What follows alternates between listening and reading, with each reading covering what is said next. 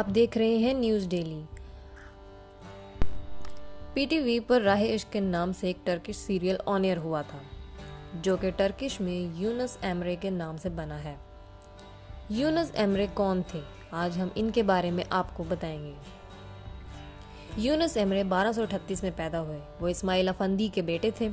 مورخین اور علماء دونوں کا اس بات پر اتفاق ہے کہ آپ کی پیدائش وادی سکاریا میں ہوئی۔ ساری کوئے، جسے اب یونس ایمرے ایسکشہیر کا گاؤں کہا جاتا ہے، وہ جگہ ہے جہاں وہ پیدا ہوئے تھے۔ وہ ایک افسانوی شاعر تھے جنہوں نے اناطولیہ کی ثقافت میں اصلاحات کیں۔ ترکی میں یونس کا مطلب ڈالفن ہے اور اسے انگریزی میں جانوس بھی کہا جاتا ہے۔ ان کی شاعری جدید ترکی زبان پرانی اناطولیہ کے ابتدائی مرحلے میں لکھی گئی ہے۔ احمد یاسوی، سلطان ولد اور پھر یونس ایمرے وہ شاعر ہیں جنہوں نے دوسری زبانوں کی بجائے اپنی بولی جانے والی ترکی زبان میں لکھا۔ سلجوق کی سلطنت جو 11ویں صدی میں خراسان میں قائم ہوئی تھی، اب اناطولیہ تک پھیل چکی تھی۔ بازنطینیوں نے جو اناطولیہ پر حکومت کر رہے تھے، سلجوق کے حملے سے اپنی سرحدوں کی حفاظت کے لیے ایک فوج تیار کی، لیکن ان لشکروں کو سلجوق ترکوں کے ہاتھوں شکست ہوئی اور وہ اناطولیہ کو فتح کرنے میں کامیاب ہو گئے۔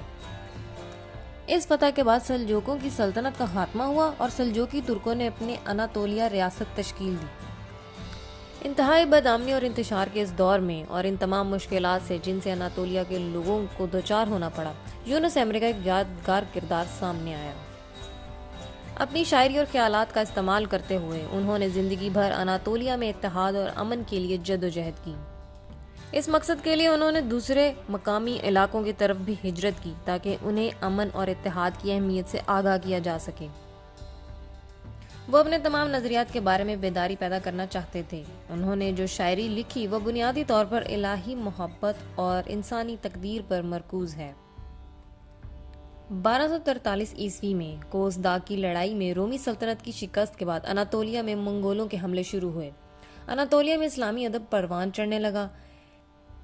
ان سب حالات نے یونس ایمرے کو اپنی عمر کا سب سے مشہور شاعر بنا دیا۔ حقیقت یہ تھی کہ لوگ ان کے خیالات سننے لگے اور ان کی خوب تعریف کرنے لگے۔ وہ ایک ایسے سچے دوست تھے جنہوں نے کبھی بھی اپنے آپ کو اناطولیہ کے لوگوں کے غموں، دکھوں اور مشکلات سے الگ نہیں کیا۔ وہ واحد شخص تھے جنہوں نے اپنی مادری زبان میں نظمیں لکھیں۔